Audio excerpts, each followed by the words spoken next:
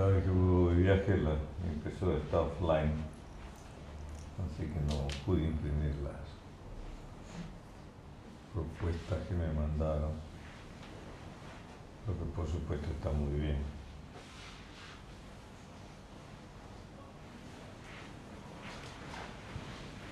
Veamos que está presente. Una de las cosas que me mandaron fue una oración de Miguel Ruiz, donde se le ora a Dios y se le pide una cantidad de cosas que están muy bien.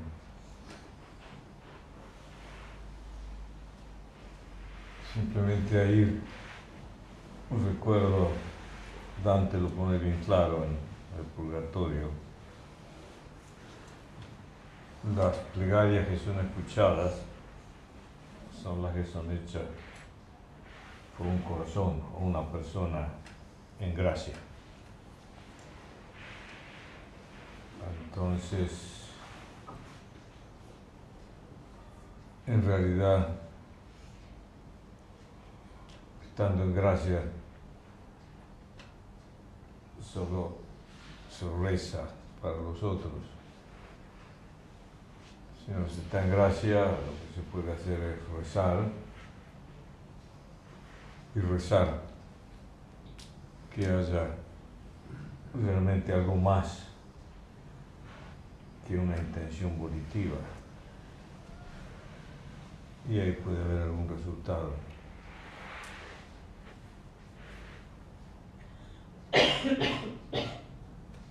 Orar no está mal, pero yo interpreto lo de gracia de Dante a un nivel, es claramente estar en un estado de transformación. Y obviamente está hablando de oraciones que ayudan a los otros a salir antes del purgatorio. Pero también esto me lleva al tema de la consagración. Todo lo que hacemos para cambiar, para despertar, para liberarnos, no tiene un verdadero real efecto si sabemos qué es lo que queremos. La consagración es a pedir y ofrecerse a lo que sea. Si hay alguna idea o definición de qué es o de qué se trata, seguimos controlando el proceso. Dependiendo de la calidad y la intensidad con que se hace la cosa, a veces se consiguen algo. Digamos, el pensar positivo tiene algún tipo de resultados que yo considero nefastos, porque simplemente rearreglar los muebles en el comedor o cambiar las cortinas o poner más linda la jaula. Lo que se trata es de salir al todo. También es cierto, no tengo ningún problema en usar la palabra Dios en cierto momento como referencia a algo que está más allá. Pero en alguna medida todavía, en la medida que Dios se concibe como un otro, en alguna medida se está también vitalizando la dualidad. Si la consagración es correcta, sincera e íntegra, como espacio transaccional, no está mal.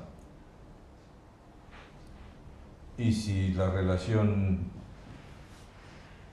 es sincera y verdadera, y produce la posibilidad de ser una mejor persona, bueno, hay peores lugares donde quedarse empantanado, pero empantanado se está.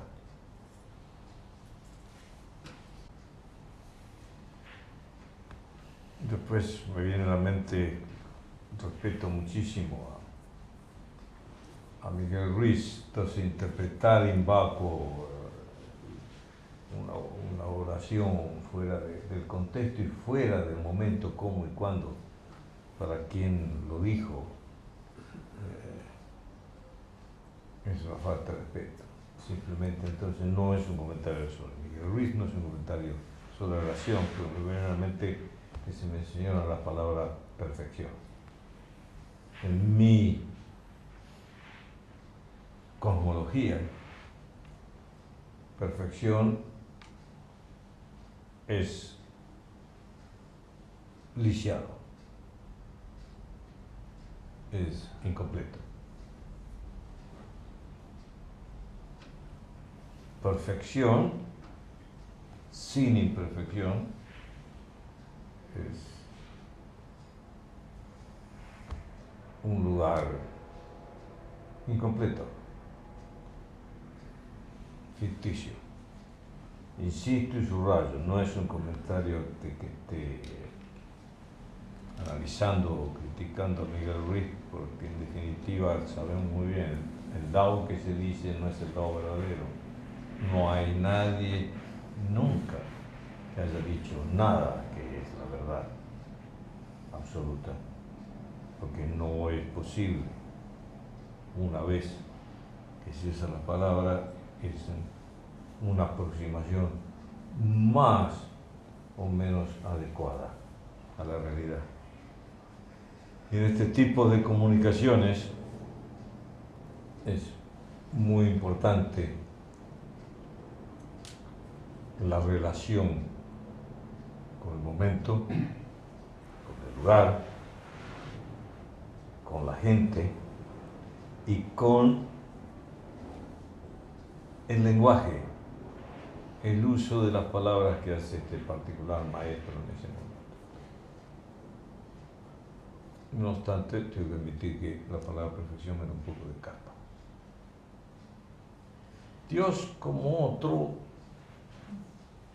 en una etapa de transición, si se refiere al misterio, no acepto a Dios como causa originaria. No hay causa. Si hubiera una causa originaria, todo sería causalidad. La causalidad es una forma de ver las cosas, a veces es útil y a veces no es útil. Pero como referencia a un misterio y evitar, percibir, reconocer un cosmos más diferente, más amplio, más vasto, con enormes posibilidades mayores que al que accedemos con la mente y los sentidos tradicionales, sin ninguna duda, porque lo existente va mucho más allá de la percepción con los sentidos tradicionales y su interpretación por el aparato egoico. Para hacerlo más fácil, Roberto, Pablo, Eduardo, cualquiera que sea el nombre con el que eligen identificarse, es el aparato con el que interpretan la información a la que se accede a través de estos sentidos. No es lo que somos, no es lo que son.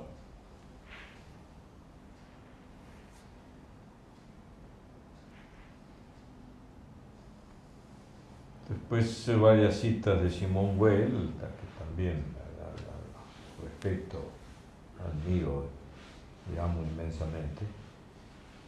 Y ella trabaja profundamente sobre el concepto de Dios.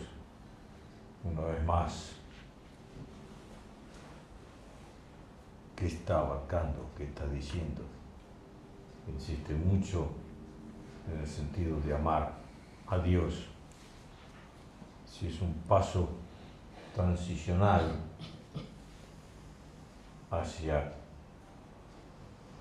despertar a esa cosa tan misteriosa, inefable, incolora, inodora, insípida en el buen sentido de la palabra. La insipidez del agua fresca y pura es una de las cosas más deliciosas que hay, después del vino tinto, por supuesto. Bueno.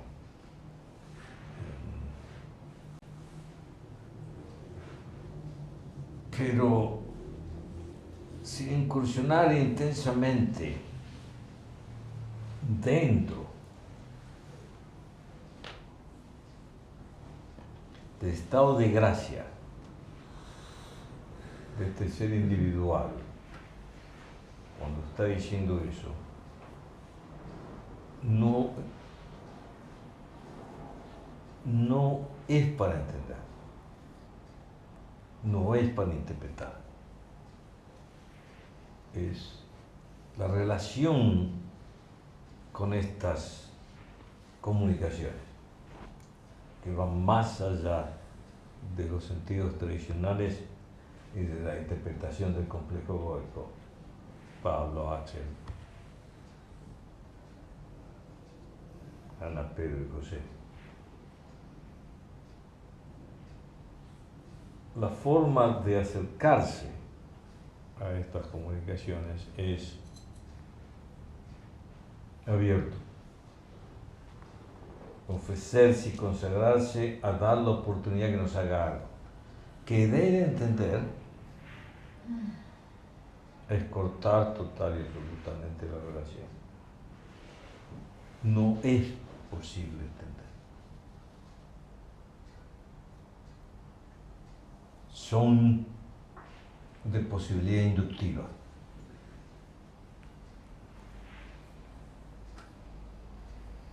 Querer entender me cerrar la puerta, porque todo este cosmos y caos coexistentes están más allá de la comprensión. Dependiendo del acercamiento, por ejemplo, Jesús el Cristo se acerca muchísimo a través de lo afectivo, de la necesidad de paz, y es conoceréis una paz que supera toda comprensión. Eso se amplifica con todo lo que tenga que ver con ese cosmos y caos, que son lo mismo. Esa es la paradoja.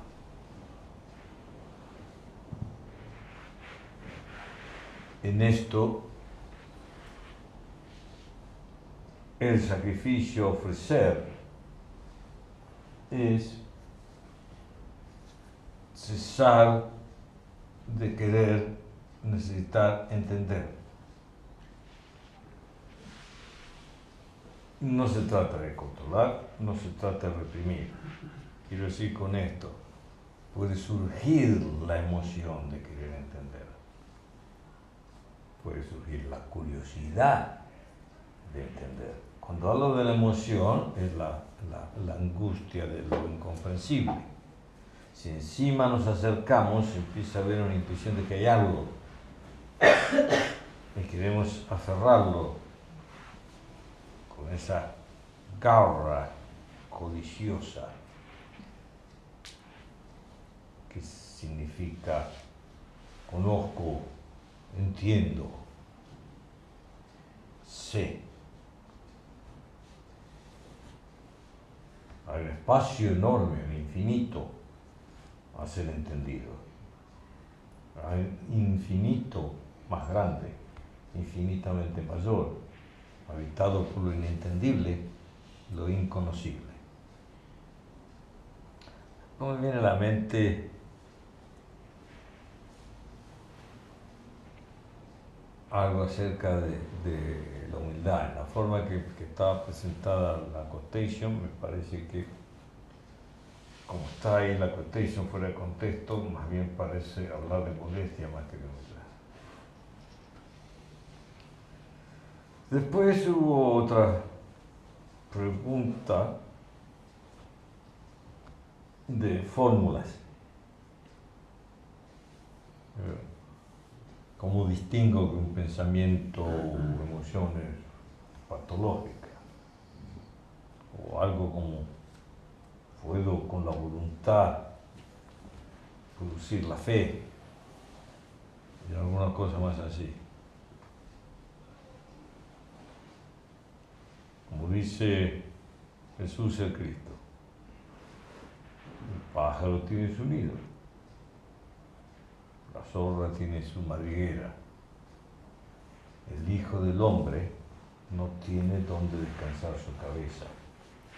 La búsqueda de fórmulas universales, aplicables a nuestra existencia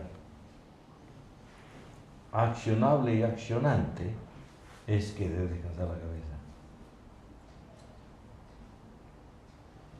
Y es querer controlar, procesar el momento. Eso lo congela, lo detiene. Una enorme cantidad de energía es necesaria para crear un universo así para nosotros.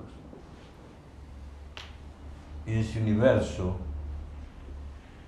es un desierto helado y estéril.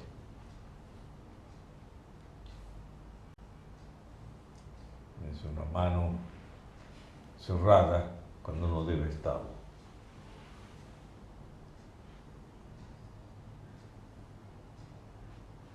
La paradoja, una cerrada, una abierta.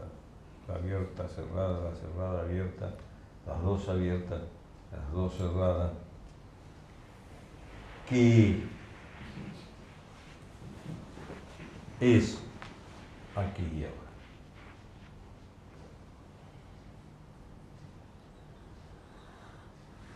Sobre el tema del cosmos, el caos coincidente y la ausencia de primera causa, la necesidad de primera causa es la necesidad de certeza, de comprender, de entender. No hay primera causa. Hay causalidad a veces y no hay causalidad a veces. Esto no significa que no haya una cierta realidad. Está el caos del cosmos de toda posibilidad, por eso es caos, porque todo es absolutamente posible. Está el cosmos, que es la creación de un cierto orden, si bien infinito y abierto, a partir del caos. Lo divertido es que esto me resulta tan obviamente claro, pero me parece que me estaba así. Pero bueno.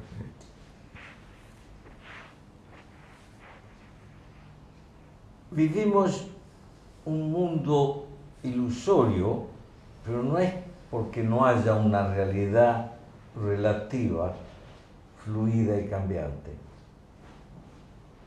La interpretación que hacemos de la información interna y externa, en términos religiosos, ¿dónde está el reino de tu Padre? Dentro y fuera de ti, literalmente. Hace que superpongamos universos sobre la realidad cambiante, fluida y relativa que sí existe no es que todo es ilusión y nada existe. Hay, a nivel de la realidad manifestada, relativa, que es donde hay fluir, hay un sustrato. Sobre ese superponemos universos. El tema es acercar más y más el universo superpuesto al universo real, que cambia en forma constante. Pero ahí se produce la armonía entre nuestra existencia relativa y el universo manifestado relativo, en el que también existimos y somos parte, aparte de que somos y participamos del universo absoluto, que desde la existencia relativa se percibe como caos, confusión.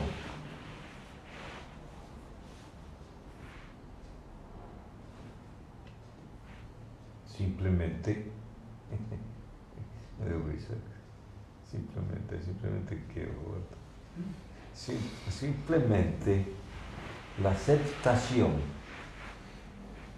de esto produce armonía, equilibrio, y la paz y la dicha que superan toda comprensión. En el individuo existente, encarnado, enorme bienestar. Felicidad no, felicidad es una quimera, creadora de toda la permanente y constante desdicha. No existe tal cosa. Bienestar, sí. Dicha, si no tiene la menor idea de qué es lo que estoy diciendo con dicha, entonces existe. Si tiene la menor idea, no es.